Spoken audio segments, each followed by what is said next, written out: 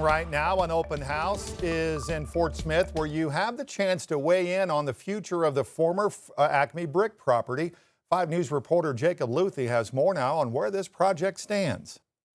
The over 100 acres that used to be owned by the Acme Brick Company currently remains underdeveloped, but that could soon change in the coming years. The city, as well as design teams, though, want to hear from residents before any plans move forward.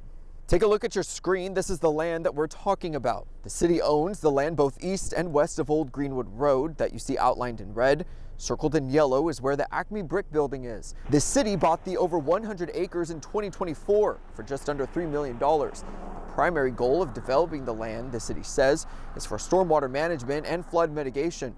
Ideas that have been floated around include selling it for commercial space, turning it into a community park, or simply leaving it for stormwater mitigation with native flowers and grass. Ideas that will all be brought up at tonight's open house. Parks and Rec Director Sarah Duster says it's important to hear the public's thoughts on a decision this big.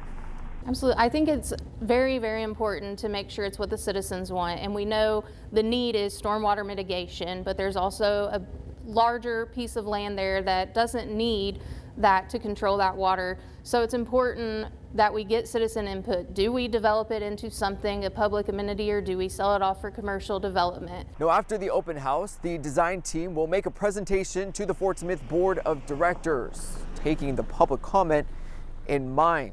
The directors can choose to approve the master plan or decide that it still needs more work. Tonight's open house will be from 4 to 6:30 at 121 Riverfront Drive in Fort Smith. In Fort Smith, covering news where you live, Jacob Luthi, 5 News. All right, Jacob, thanks. Acme Brick says its retail and showroom location, located right next to that land that was sold, has no plans of closing down and will stay open and operational.